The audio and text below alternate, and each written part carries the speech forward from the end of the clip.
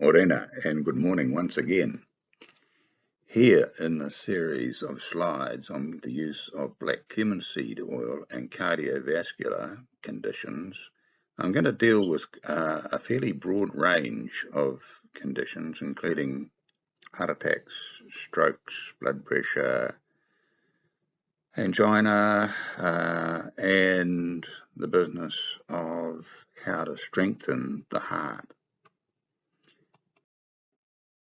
Heart attacks are a particular passion of mine, having had 2 heart attacks previously and survived them in a triple bypass in between them. So they are a particular sort of focus and of interest to me.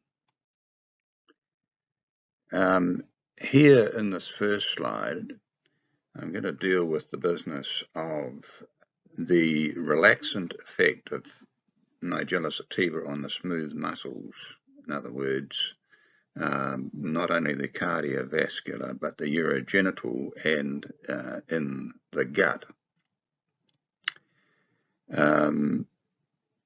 This is a really excellent article here by these guys in just reviewing the research that has been done on the business of Nigella sativa and its effect on the smooth muscles.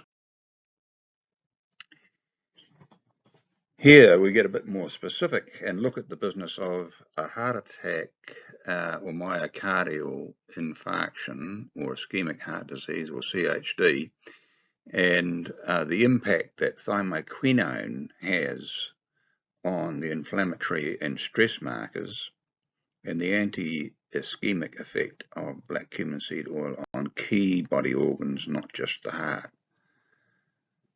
So a couple of really good articles there. In this slide, I've tried to break down some of the technical or medical language into plain English, as I find it challenging, even after some years of trying to come to grips with it, as to being able to explain that in plain English terms. So cardiotoxicity simply means your heart muscle is damaged from drugs, medication, or chemotherapy. Blood pressure is simply a measure of the pressure of the blood in your arteries or veins. And vascular or smooth muscle is the majority of cells within the blood system that look after the expansion and contraction. Endothelial dysfunction refers to the surface of your arteries and that are subject to deterioration and degradation and compromised nitric oxide function. Heart rate is simply the number of beats per minute of your heart, or BPM. Cardiac contractility is the ability of your heart to contract and therefore pump. Lipid profile is a measure of the fats in your blood and the ratios of different fat types. Platelet aggregation is a measure of how sticky your blood the platelets in your blood are, and accordingly a measure of your potential risk for stroke. And then arteriosclerosis is simply a measure of the amount of calcification and blockage that your arteries have. With a heart attack, there are a number of warning signs, really, that you will get. One may be that your blood pressure is beyond an accepted normal range of 120/80 and typically heading northwards of that. Angina is the business of having chest pain and or pain that radiates down your arm or up under your jaw with the business of stress, and that might be physical stress, it might be cold stress, it might be situational or stress from a circumstance that you're in. You may also be experiencing fatigue, feeling worn out and not refreshed from having a good night's sleep, for example.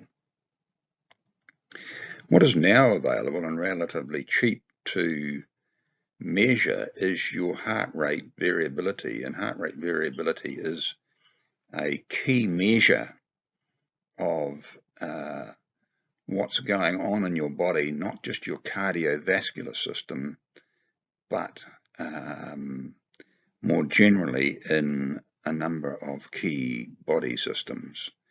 I've included in here a reference to Nigella sativa or black cumin, a promising natural remedy for a wide range of illnesses. Here I've looked at the business of stroke and clots or ischemic strokes, in other words, little bubbles that gather in your